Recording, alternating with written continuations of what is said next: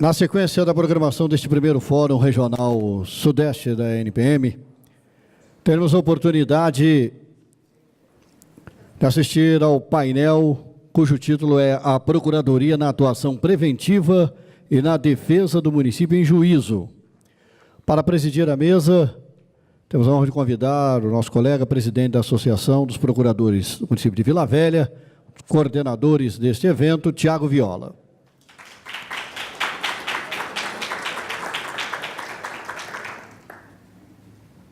Será painelista também nesta mesa, ilustre procurador municipal do Rio de Janeiro, doutor Rodrigo Brandão.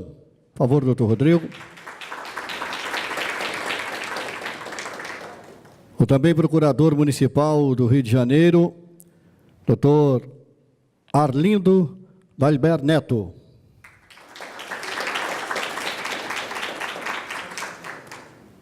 Bem como procurador municipal de Curitiba, doutor Miguel Adolfo Calabaide.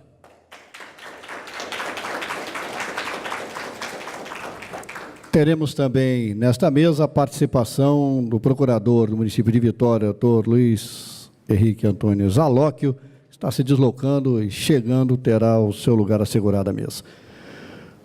Presidente, tem a palavra para as considerações iniciais. Boa tarde, quero agradecer mais uma vez a presença de todos. Nós já chegamos ao terceiro dia, eu já falei bastante, então nós temos muitas feras aqui, eu vou falar o mínimo possível. Vamos começar e podemos iniciar. Então, para nos falar sobre a defesa dos interesses difusos e coletivos pelos municípios, ouviremos o doutor Arlindo Dalbert Neto, procurador municipal do Rio de Janeiro.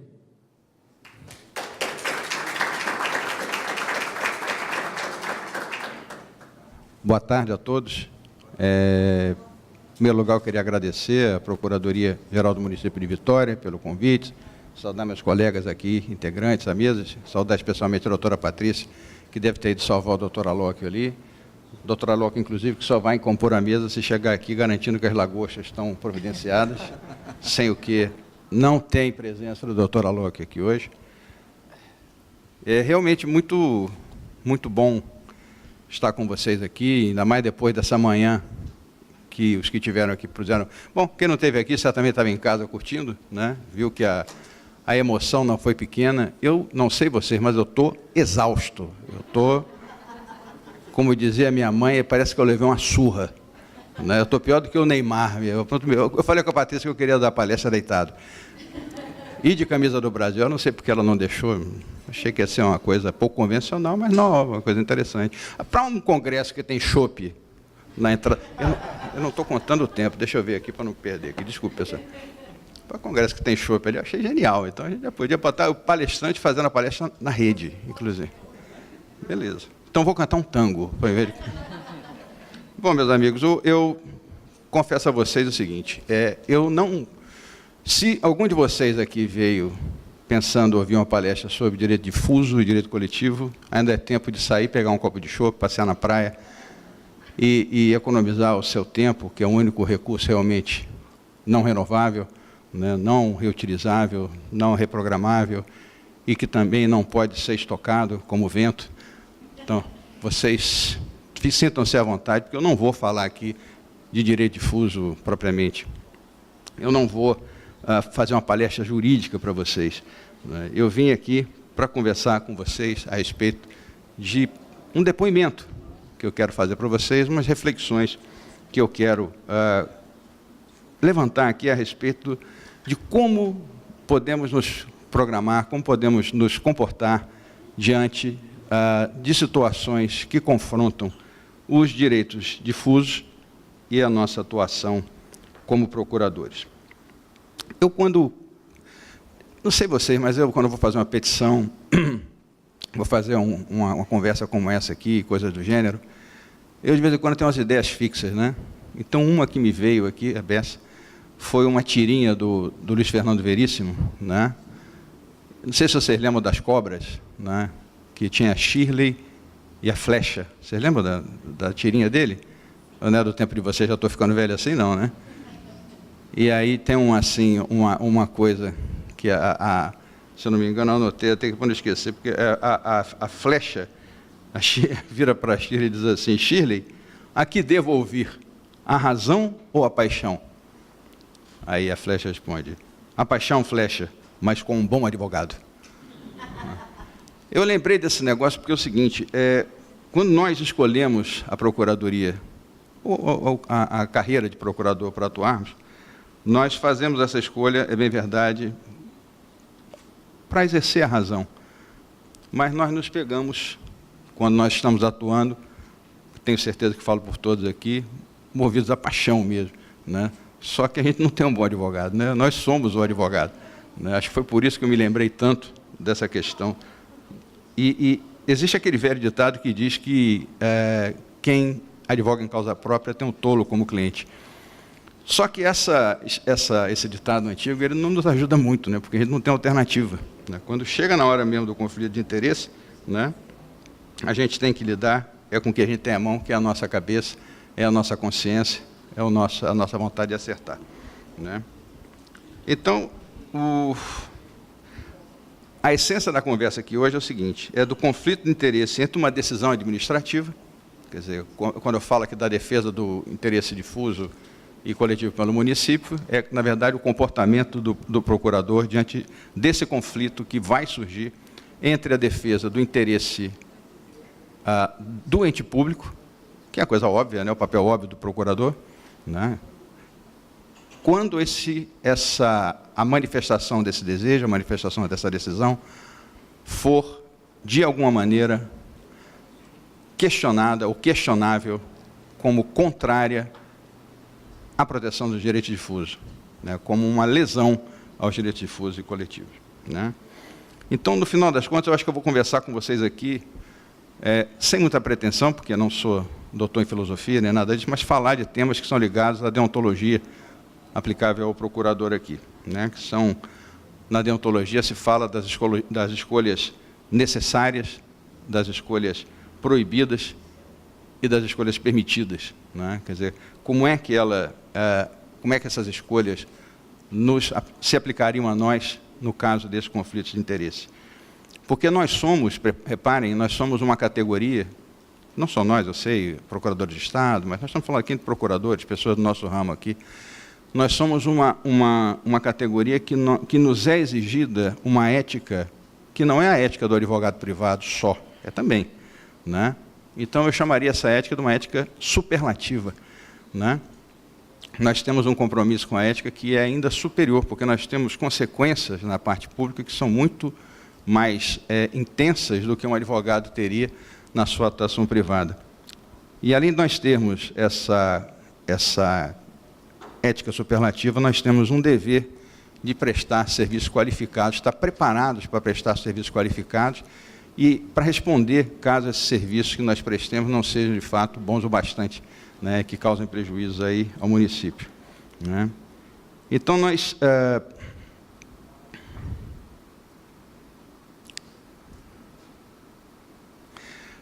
temos que refletir aqui hoje dessas decisões, né, administrativas, essa necessidade de confrontar deliberações que muitas vezes elas nem ao menos aparentam defender sequer o interesse público secundário, que se dizer do primário, né?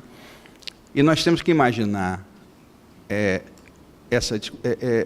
fazer essa reflexão considerando que houve um aumento dramático da dramaticidade dessas escolhas, na verdade, com ampliação da legitimidade trazida pela Lei de Ação Civil Pública para os municípios em relação à defesa de direitos difusos. Isso ampliou tremendamente a dificuldade dessa discussão, e vocês não precisam dizer, porque foi simplesmente essa questão que eu já falei, né? Quer dizer, se aumentou o rol de legitimados, na verdade, se fez o rol dos legitimados com o município, e nós somos os representantes do município, quer dizer que, nesse caso, nós advogamos não apenas, nós não estaremos advogando, nesse caso, como advogados de direitos individuais, que é o que fazemos, ainda quando sejam direitos públicos, mas na concepção, na divisão dos interesses, né, nós estaremos defendendo aqui interesses da sociedade, interesses difusos. Né? Mas como é que nós ficamos nessa questão, né, nessa atuação dos direitos difusos? Ela pode acontecer só quando o prefeito autoriza, né, ou ela pode ser impedida quando o prefeito não queira?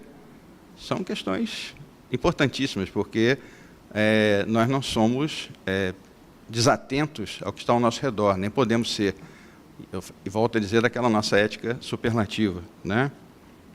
Vocês pensem no seguinte, nós temos procuradorias, então, que foram concebidas para defender direitos individuais, quer dizer, direitos dos entes estatais, né, que, de repente, foram transformadas em órgãos para a defesa de interesse coletivo e interesse difuso. Onde é que a gente fica como procurador nessa história? Né?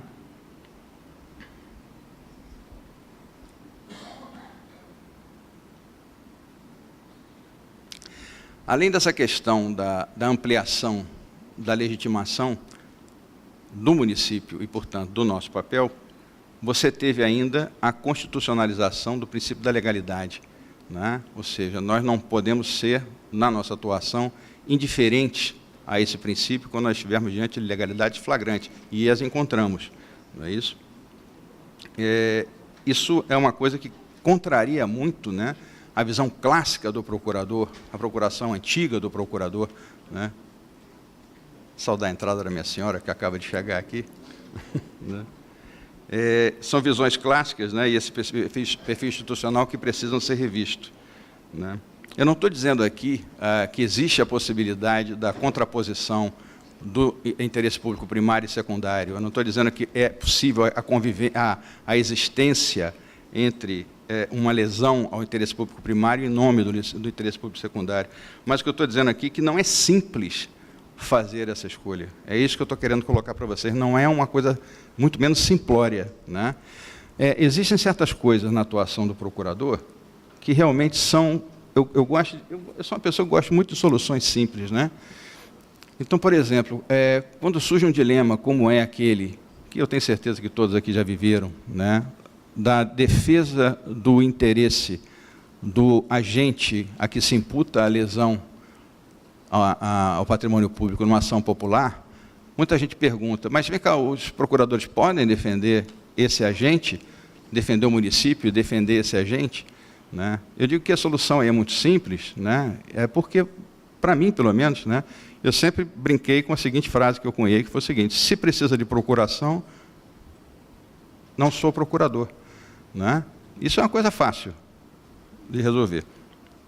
Mas o problema que acontece para nós aqui é quando a representação, a discussão se dá quanto à representação do próprio município. Então, é uma coisa muito mais complexa.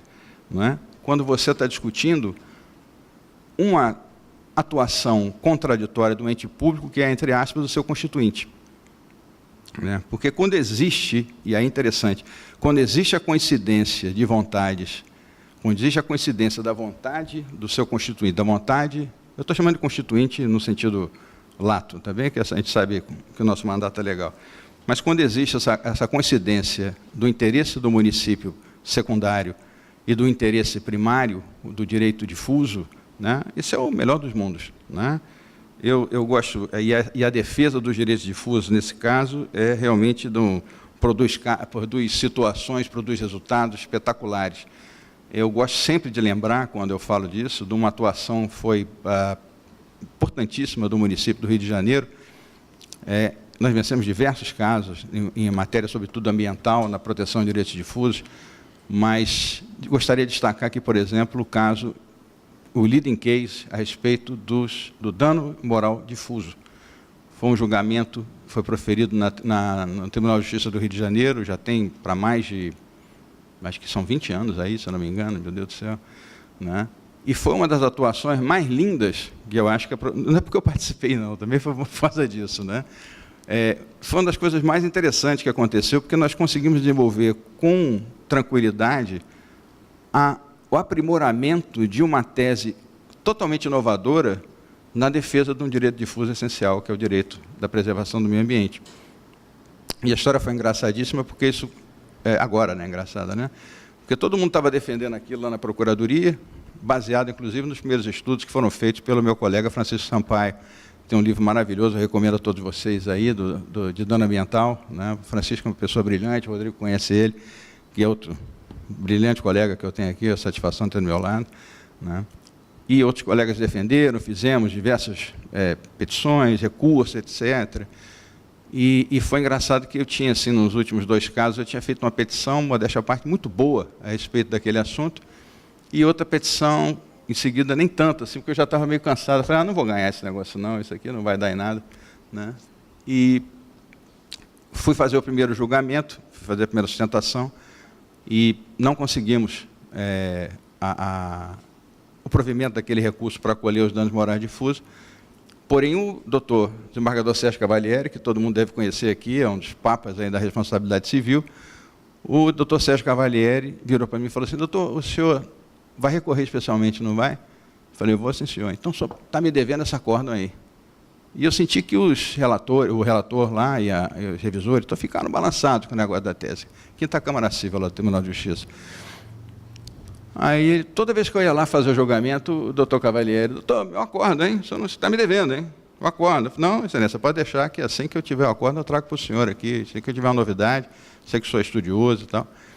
E o bacana foi que, meses depois, caiu o outro caso que eu me referi para vocês, o que eu fiz a petição e não vai ganhar mesmo, então vamos, chega, cansei. Né? Bateu lá aquele negócio, mas quando eu fui sustentar, todos os desembargadores lembravam da discussão. E, quando eu subi na tribuna, a primeira brincadeira, que o doutor de Cavalieri não sabia que era aquele caso que estava pautado, né, que eles vão vendo menos ele meio ali na hora, né? A primeira brincadeira que ele fez comigo foi, doutor, está me devendo aquele acordo, hein? Eu falei, eu sei, doutor, e vem aqui hoje para pagar a dívida. O senhor trouxe o acordo? Eu falei, não, nós vamos fazer junto, o senhor vota hoje e a matéria é essa. E foi o primeiro caso que teve de dano moral difuso. Eu tenho o prazer de ter participado profundamente desse negócio. Nós vencemos... Patrícia, você consegue um pouco d'água? Eu posso beber essa aqui mesmo? Eu tenho medo de beber... Esse é o segredo, Rodrigo, que eu vou ficar sabendo aqui? Não é minha, não. Não. A gente já ficou no quarto junto. Vou beber da sua água? Eu não sei, não. Minha mulher vai começar, olha a cara dela... Esses detalhes aí. Sei. Hã? Agora não, né? Pô, esculhambação demais, não vou fazer isso com você. Acabar aqui eu quero. Quando eu acabar de falar, eu quero. Pode ser até durante o negócio. Tá bom, obrigado.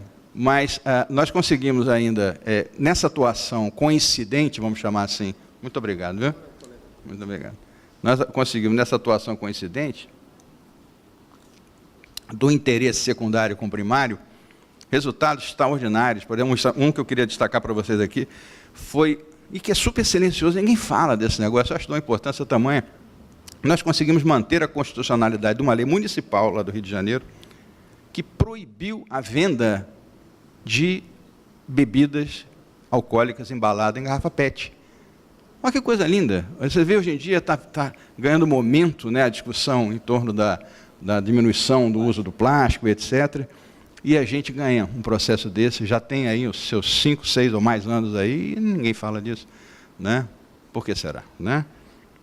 Nós vencemos muitos outros casos, dentro dessa coincidência, na área de patrimônio histórico, de urbanismo, na atuação de ações civis públicas muito importantes que nós tivemos na nossa Procuradoria. Mas e quando essa tutela do direito difuso contraria o interesse da administração do momento?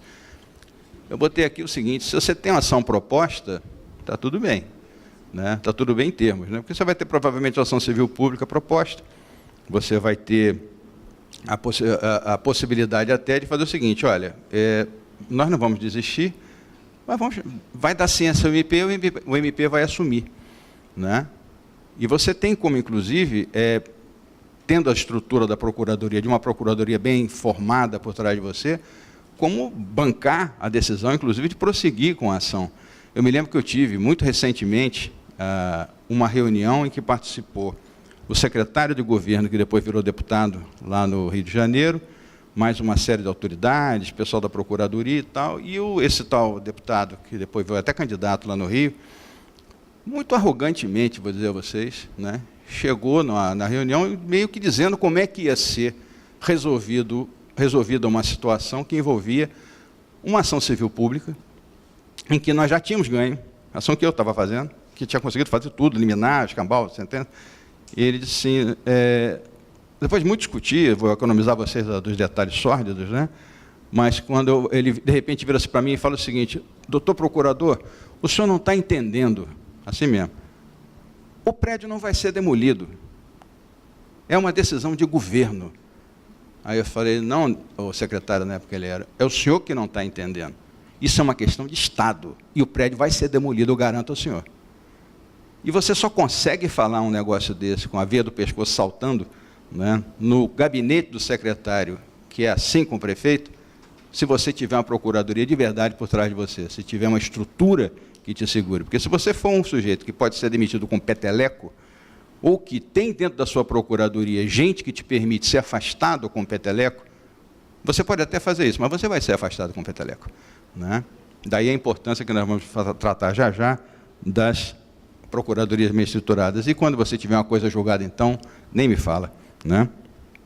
E como é que fica o procurador diante de um atuar defensável da administração? Eu não estou dizendo que ele é correto, eu estou dizendo que ele é defensável da administração, quando esse atuar ele é questionado com base também razoável. E aí? Como é que você fica, né? Como é que você concilia a defesa? E, obviamente, eu estou na seara dos direitos difusos aqui, né? A defesa dos direitos difusos com o nosso papel de representação do município, quando essa lesão aos direitos difusos é imputada ao próprio município. Ou seja, você vai ter que defender o suposto poluidor, no caso do... Desculpe eu falar do direito ambiental muito, mas eu tenho a boca torta com o cachimbo do ambiente, viu, pessoal? Paciência comigo. Mas é direito difuso tanto quanto, tá bem? Então, no caso, você vai estar defendendo o poluidor. Como é que fica? Eu tive um caso lá do Morro dos Irmãos, tinha uma iluminação linda, não sei se vocês recordam, quem foi no Rio de Janeiro antigamente, você chegava ali, tinha... Você lembra, Rodrigo? Tinha umas luzes assim, apareciam aquelas pedras, o Pão de Açúcar também e tal. E, de repente, o Ministério Público moveu ações contra o município para que aquela luz fosse desligada. E houve aquela discussão. Poxa, mas a luz fica tão bonita, a questão da paisagem, a valorização do meio ambiente, pá. E o pedido para se desligar a luz era porque aquilo ali, segundo dizia um laudo, né, atrapalhava o sono dos morcegos. Eu não estou brincando, é verdade.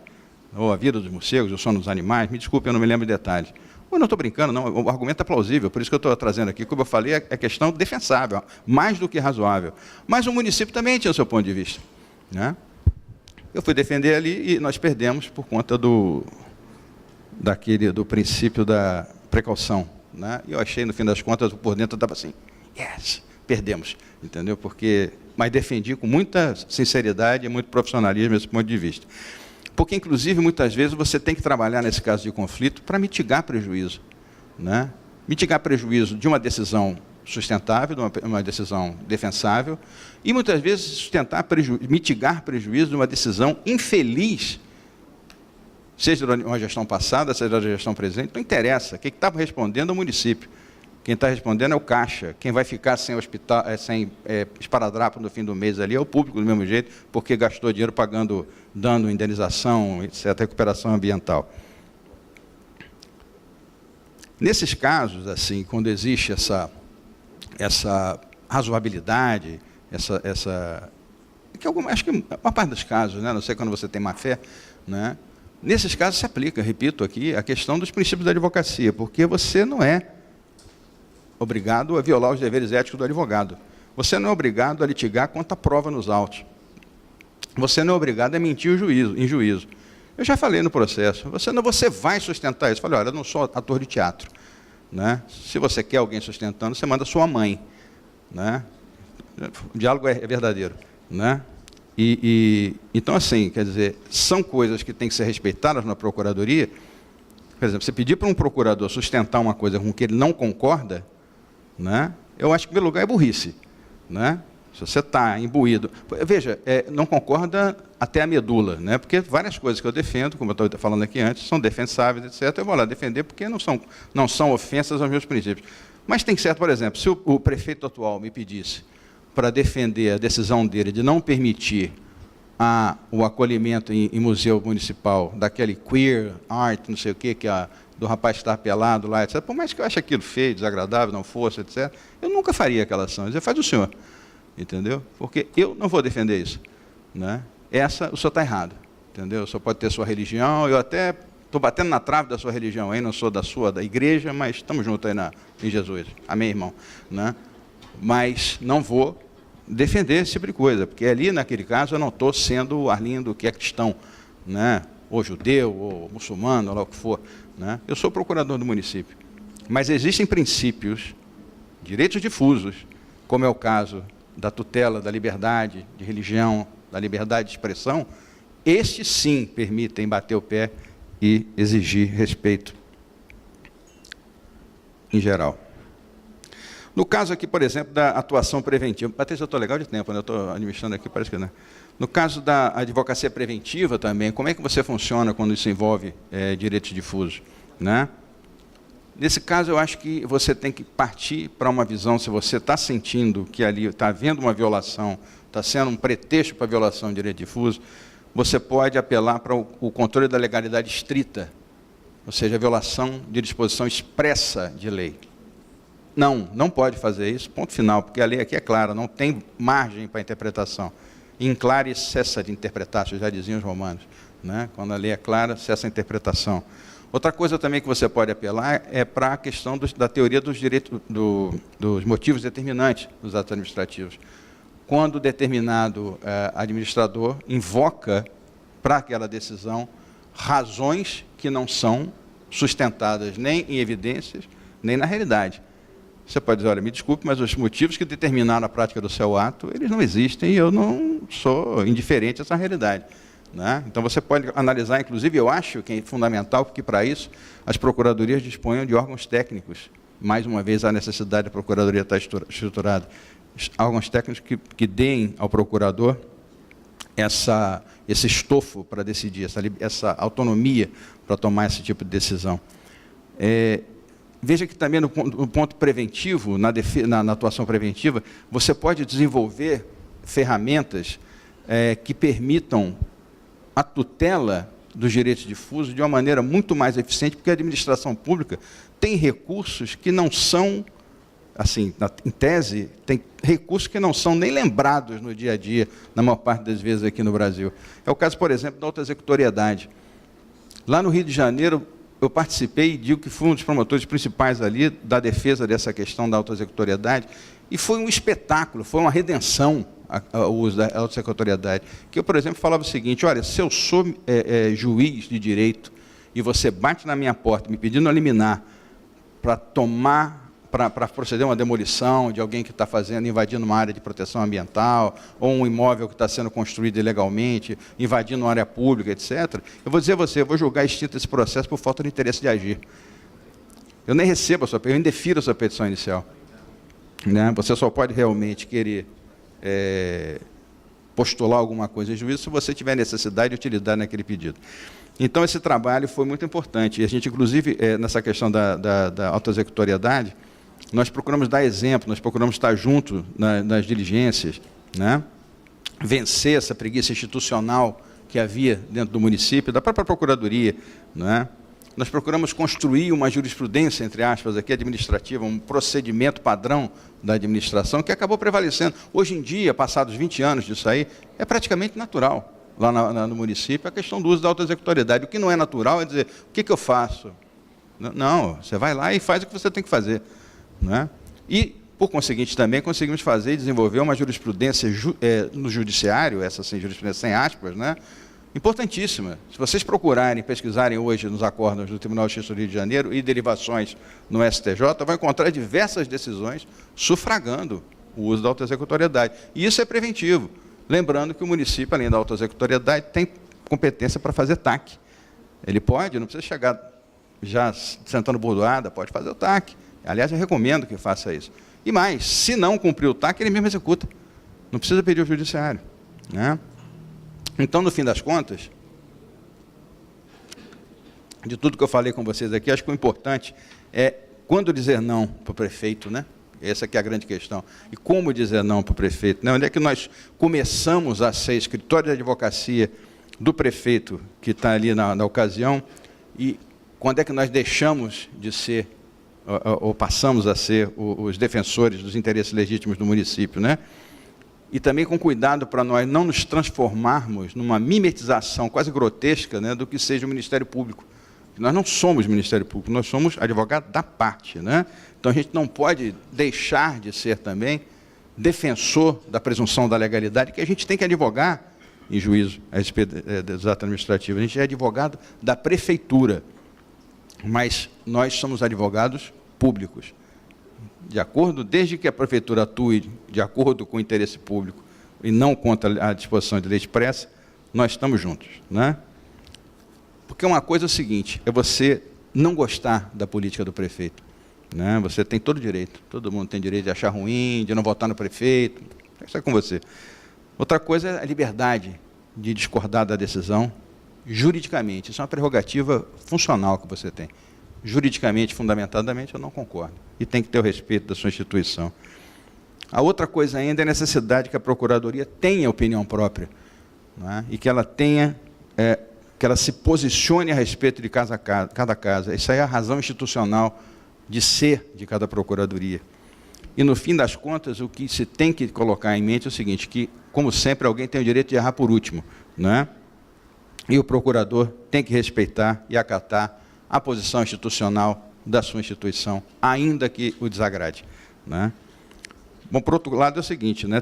A Procuradoria ela tem que acatar e prestigiar juridicamente a vontade razoável, legalmente sustentável, expressada por um mandatário que é legitimamente eleito pela população, né? Então, a gente tem que ter atenção e ter cuidado para também não se transformar em paladino da justiça, né? Nós temos que ter noção do nosso lugar. Pois não, vai ser o suficiente. Obrigado.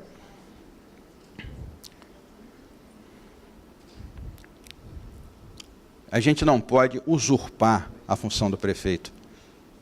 Eu costumo dizer o seguinte, será que nós somos mais ou menos como... Vocês lembram da figura do curador do vínculo? Recordam disso no Código Civil Antigo? Era aquele cara que defendia o matrimônio a todo custo, né? A gente tem que ser meio curador do vínculo. Você não lembra disso, não? Depois você dá uma olhada, Código Civil Antigo. Ai, meu Deus. Código Civil Antigo tinha essa figura. Você só... Hã? Lembra, não? Você está falando comigo, não? Pensando que você está falando comigo? Não, eu vou terminar, já estou acabando. Vocês querem que eu acabe agora? Eu vou acabar. Não, tá bom. Não, eu entendo. Você sabe que organiza eventos, sabe como é que é. Eu respeito meus colegas aqui, creio que vou terminar no prazo certinho, né? Tá bom, obrigado, né? Então, eu tenho essa visão assim, eu me lembro do meu pai falando isso, quando eu era menino, eu advogo desde menino, né? Eu advogo desde ser advogado, eu acho que eu advogo desde antes de nascer, né? E meu filho, tem um curador do vínculo e tudo mais, eu fui estudar para ver essa coisa, realmente, é o cara que defendia o casamento, custasse o que custasse. Ele estava no processo para dizer, o casamento está valendo, é um chato, né? E a gente, às vezes, é o chato de plantão, alguém tem que ser. A gente não pode deixar a prefeitura, o município, a míngua de defesa. Não, isso aqui... A não ser que você tenha motivos, como eu estou elencando aqui, que realmente imponham essa atuação mais firme, porque também está do outro lado a questão da nossa ética superlativa, como eu falei, né? Bem, então, se nós não somos os curadores do vínculo, sim, ou somos com limite, que limites são esses, né? Quer dizer, quando é que você vai dizer não? E eu boto aqui, na minha opinião, que seria, já falei com vocês, a ofensa a dispositivo literal de lei, né? Por exemplo, a defesa da moralidade em caso de obra sem licitação, isso é evidente, né? Quando seja uma licitação obrigatória, evidentemente, você vai dizer, olha, não dá, meu irmão. Isso aqui está na lei, expresso, acabou, né? Não tem como fazer, mas eu quero. Muda a lei, né? Dados técnicos que não sustentam a decisão administrativa, né? Quando, por exemplo, o sujeito diz, olha, a obra não vai ser realizada em área de preservação permanente, e está sendo realizada em área de preservação permanente, por aqui, que estou vendo aqui, né?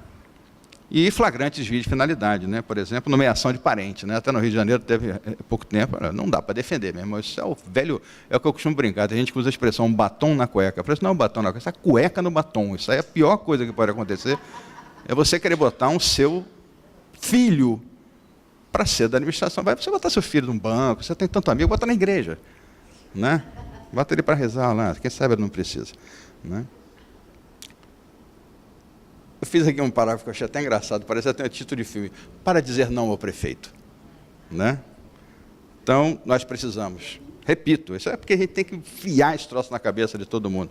Procuradoria estruturada, com procuradores de carreira. Né? Exigir excelência na nossa formação técnica e de quem ingressa na procuradoria por concurso, porque é carreira que a gente está falando.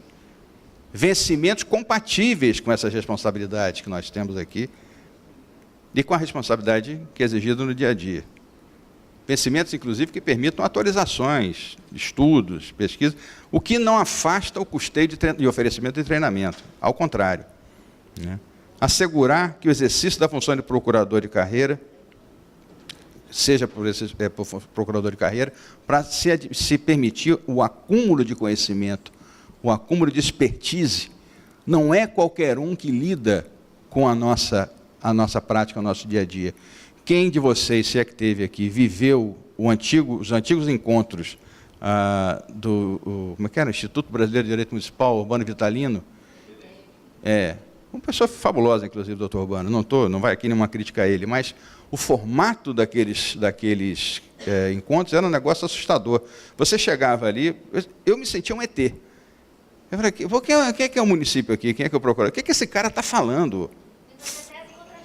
Exato, para vender parecer. O fulano chegava lá, começava a pontificar, o cabeção, o sujeito lá, feraça. O que esse cara está falando?